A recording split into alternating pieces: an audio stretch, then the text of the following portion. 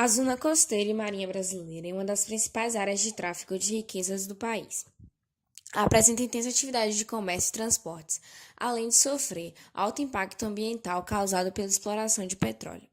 A região abrange 17 estados e sua faixa continental abriga 3 das 27 capitais brasileiras, incluindo algumas das principais regiões metropolitanas, onde vivem milhões de pessoas. A concentração populacional indica alto grau de intervenção humana nos recursos naturais do bioma. Variedades. A biodiversidade marinha presente na zona costeira do país é relativamente pouco conhecida. Muitas regiões, ecossistemas e ambientes ainda precisam ser inventariados adequadamente. Ainda assim, o número de espécies de peixes catalogadas no bioma varia entre 75 e 1.209, considerando-se aquelas áreas de estuário.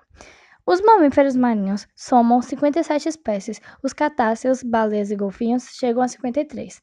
Deste grupo, 4 animais estão em estado de risco: a baleia franca, a jubarte, a franciscana, outoninha e o boto cinza. Das 4 espécies da ordem Sirenia existentes no mundo, 2 ocorrem no Brasil. Uma delas é o peixe-boi, que é o mamífero aquático que é mais ameaçado de extinção. Mais de 100 espécies de aves estão associadas ao bioma costeiro e marinho. Algumas são residentes e outras migrantes. Além do guará, espécie ameaçada de extinção, vivem e se reproduzem na região norte.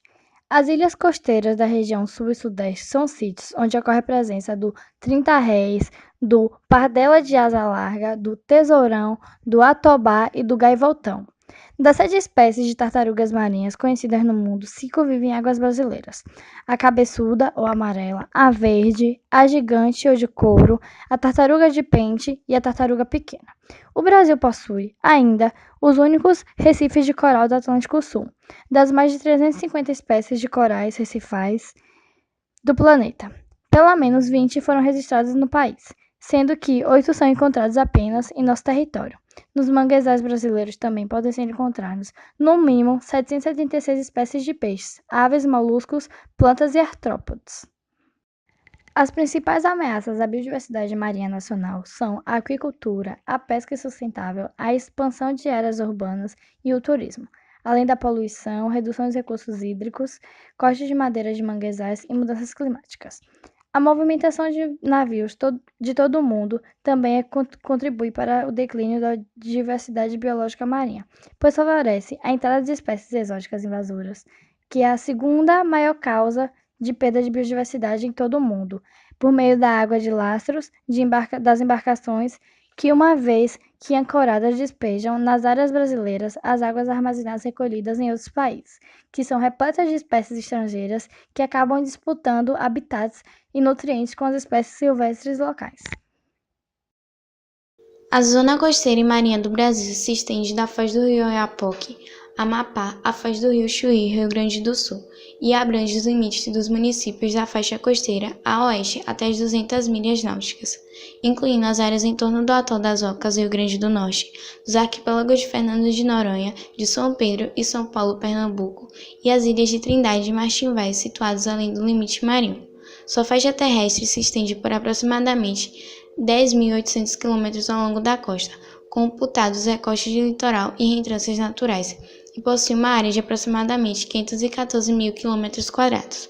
Os ecossistemas costeiros e marinhos, como recifes de coral e manguezais, são considerados especialmente vulneráveis às mudanças climáticas por sua fragilidade e limitada capacidade de adaptação, com danos que podem se tornar irreversíveis. Os recifes de corais, por exemplo, podem ser o primeiro ecossistema funcionalmente extinto pelas mudanças do clima, caso ocorra um aumento médio de 2 a 3 graus de temperatura.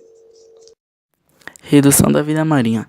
De acordo com o documento Panorama Global da Biodiversidade, lançado pelo Programa das Nações Unidas para o Meio Ambiente, ecossistemas costeiros e marinhos continuam sofrendo a redução da sua extensão, ameaçando uma de suas funções básicas e imprescindíveis, a absorção do dióxido de carbono da atmosfera, fundamental na mitigação das mudanças climáticas globais. Além de acolher uma ampla variedade de seres vivos, esses ecossistemas proporcionam serviços essenciais à sobrevivência humana, como alimentos, manutenção do clima e purificação da água, controle das inundações e proteção costeiras, bem como turismo e lazer. O relatório Economia de Ecossistema e da Biodiversidade estima que tais subsídios podem gerar um valor a cerca de 14 bilhões de dólares anualmente. O cálculo envolve o valor potencial de produtos comercializados como o pescado, além de o valor adicional de serviços ainda não comercializados, incluindo o sequestro de carbono e a proteção contra enchentes. Metas e ações brasileiras. O MMA prevê lançar ainda este ano o Panorama de Conservação dos Ecossistemas Costeiros e Marinhos do Brasil, um retrato da biodiversidade marinha, suas ameaças, ações e projetos de conservações que abordará os principais desafios para sua manutenção. A publicação lançará um alerta sobre a necessidade e a urgência de conservação da zona costeira e marinha do país.